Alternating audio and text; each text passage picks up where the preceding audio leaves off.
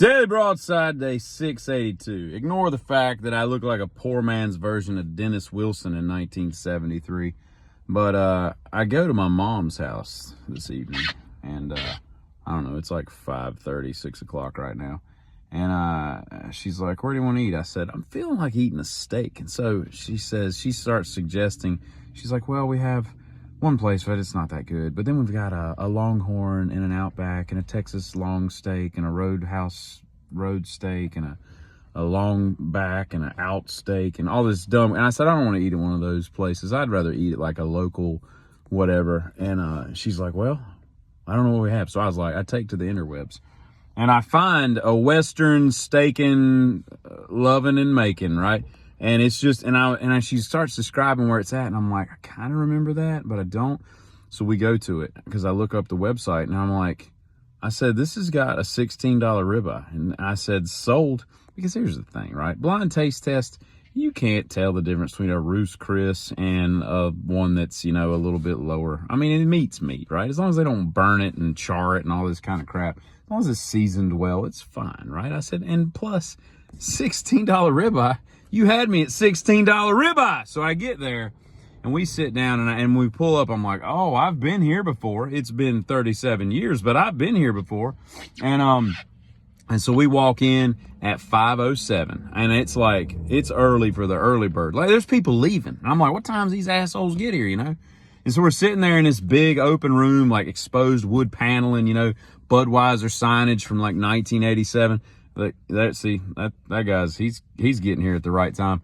And so I look over and I start commenting all the people, and I said, even we got Bernie Sanders over there in the corner, because there's a dude looks spitting image of Bernie Sanders. You remember the meme with Bernie Sanders and the bird that looks like Bernie Sanders? And it's something like, "Why does this bird look like it's about to, give me free health care?" Something like that, right? This dude looked like that bird, and Bernie Sanders had a baby, right? And so I said, "Turn around and look at this guy that looks like Bernie Sanders." And he's across the way. She goes like this, because, old people like my parents, they don't know couth, right? So she just turns around and she goes, "Oh, hey, Buster." She knows the guy. I said, "Buster?" I said, "Ain't nobody named Buster." I said, "Buster Keaton died in 1966 at the ripe old age of whatever the hell he died at." I said, "That's the only Buster we've ever had." And Buster's a nickname. Buster's usually short for something.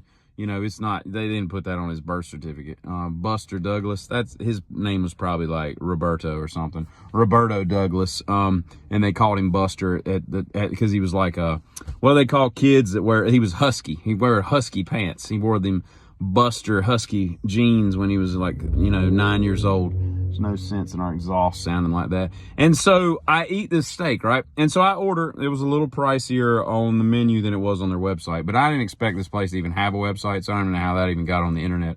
So I order the King's Cut. Now, when I say King's Cut, that might have been 9 ounces, but nevertheless, it was really good.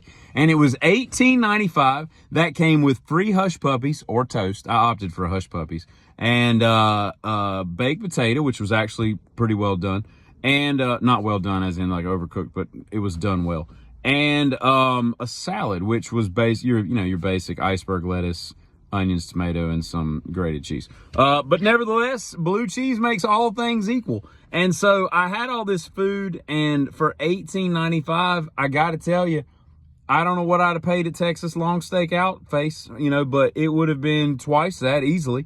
And they had Michelob, but I had tea. But so my point is this. I don't know what my point is, but I love the fact that you can support these places that have been here forever. And I'm proud of the fact that this place has specials on the daily, and they haven't said, "Hey, you know what? We've been here forever. We're jacking up our prices to Outsteak Backhorn," or whatever those places are called. The corporate America's just shooting steak right up your ass. Just you take this.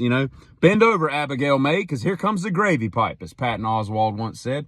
That kind of thing. So there's that. And the second thing I'll tell you is, as of yesterday, my youngest son and I have made a blood pact. We cut our hands. We shared blood. Blood was spilled, right? Blood has been spilled, Jerry. Blood has been spilled. It's Steve Buscemi from Fargo. And so we have resigned ourselves by the end of the year to watch every Steven Seagal movie, all 50 of them. We've already gotten through Code of Honor, which I don't even know if Steven Seagal was a ghost. It was like watching Fight Club. I got to the end, I'm like, So was he an apparition or was he real? I don't even know what the hell just happened. It was like, it's crazy. And it was like Memento and Face Off all had a baby, you know? And continuing, and we got through Born to Raise Hell. These movies are bad. And I have never in my half century ever seen a Steven Seagal movie until last night. But we're going to watch all 50 before the end of this year is over, because that dude thinks of himself so highly. It's hilarious. And the movies are so bad, they're funny. So yeah, I'm out to watch them all, and it's going to be rough because they are beyond stupid. So there's that. So everybody have a great Friday evening. Hit up your local steakhouses. Don't suck the teat of corporate America and go to the long steak. Get him.